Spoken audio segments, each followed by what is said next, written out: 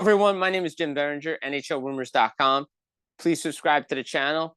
Click like and subscribe on this video. Previous videos up on our YouTube channel as well. We're talking about the goalie market today. Jeremy Swayman got his money. His running buddy Linus Ullmark got his money. Everybody's waiting on Igor Shesterkin to see if he can get his money. Oh, by the way, Joey Daccord got his money. So let's start with the Jeremy Swayman situation. He gets 8 times 8.25, as NHLRumors.com had documented, on an 8-year extension with the Bruins. He had the leverage. They moved out Linus Ullmark to Ottawa. Get to him in a minute.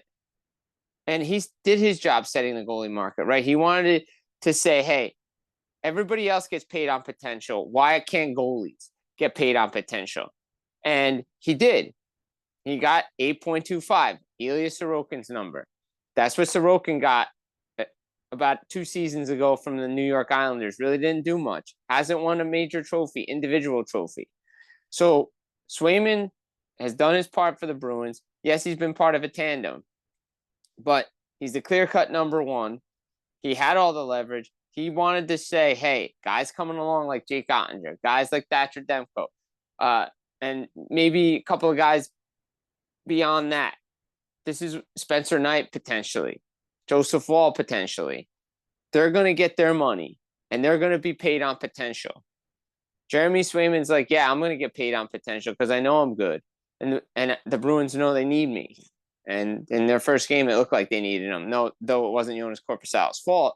But Swayman did his part in the goalie market. And he said he was going to get his fair share. He was going to reshape the goalie market, not AAV-wise, but again, on potential. And you see it. The Ottawa Senators pay Linus Ullmark 4 years, $8.25 million. It's the same money as Ilya Sorokin, same money as Jeremy Swayman. He's the number one there. He's one of Vezina, part of the duo that won the Jennings with Swayman in Boston during the record-setting season. We know what he can do. But it was weird because Ottawa, during the rumors throughout all summer, said they were going to take a wait-and-see approach. They weren't going to rush it. And we could see the goalies market's changing because did anybody expect Linus Ullmark to get more than UC Saros? No, but here we are. Again, Swayman did his part in the goalie market. Maybe teams are viewing how they look at the goalie market because it is a vital and important position along with center, defenseman. Look, they always say build from the back out. Number one goalie, number one defenseman, number one center. But they don't pay the goalies. And now Ottawa did, which is a little head scratching because they had to move out Jonas Korpisalo, and they have missed on some goaltenders ever since they moved out Philip Gustafsson. So we're going to see how this plays out. It was interesting in the summer. Mark Mathot, the former defenseman, mentioned that he had bought a house, kind of signaling maybe a new deal was coming. It seemed to, I guess, according to Steve Staios, it was a priority. But they get it done, even though they wanted to wait and see how the season played out. Now he got 4 years, no trade. So he's the number one guy in Ottawa. You look at Seattle, Joey Daccord, 5 times 5. That was the norm. Still is the norm for guys, unproven guys. Like Cal Peterson, that didn't work out too well. Jack Campbell, all the best to him in the NHLPA player assistant program. Darcy Kemper, book's still out on him. They should all be sending fruit baskets to Cal Peterson for setting that market.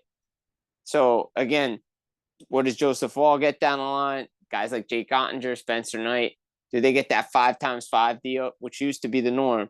Shesterkin's coming off a similar 4-year deal around like the $6 million mark. And speaking of Shesterkin, well, he didn't want to talk about his contract after the Rangers win on Wednesday night. And that was the unofficial official deadline to where the Rangers wanted to get a deal done according to his camp.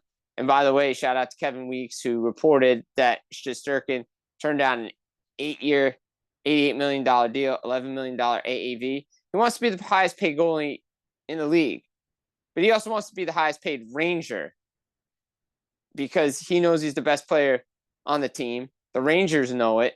He knows it. They know he needs them. So Shesterkin's holding out for more. Artemi Panarin makes $11.7 million, a little under. Well, is he going to get 11.7? Is it 11.8? Is it 12?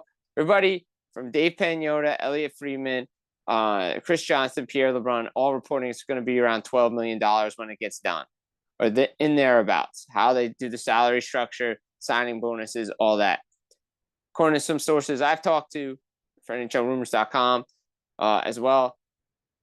He wants to be the benchmark. He wants to be the standard. He wants to be what Carey Price was for a little while, because Carey Price 10.5, no one touched it. Sergei Bobrovsky 10 million, Andre Vasilevsky 9.5 million, Connor Hellebuck 8.5. Then we have Ilya Sorokin 8.25, Swayman and Ullmark. And you look at it, we know Shesterkin's the best goalie in the NHL. There's no doubt about it. There's no question about it. The NHL Network said it, right? But you look at his numbers. Look what he did in the playoffs last year. He's the best player. He's the most valuable player to the Rangers, because without Shesterkin, they don't get to the Eastern Conference Final twice. He was nominated for a Vezina, won it. Was nominated for a Hart for league MVP. They don't get past Carolina without the save and then the Kreider hat trick in round 2 last year. But that series doesn't go 6 against Florida. He was the best player on the team. And he's been proving it. It's been Henrik Lundqvist 2.0 with the New York Rangers, because the team in front of him, when the analytics look like they're getting outplayed, he makes the saves and the Rangers finish their goals and their chances. And it happened against Pittsburgh. So he wants $12 million. He wants to be the benchmark. He's one of the top 8 goalies in the league, according to Jamie McLennan, right? He talked to NHLRumors.com. Check that piece out. He talks about, it's Shesterkin, it's Bobrovsky, Vasilevsky, talking about Saros, Sorokin, Ottinger, Demko. Now, Ullmark's getting paid like a top 8 goalie. Swayman's getting paid like a top 8 goalie. Those are your top goaltenders in the market. Shesterkin knows he's the bar setter. He's the benchmark. He's the standard.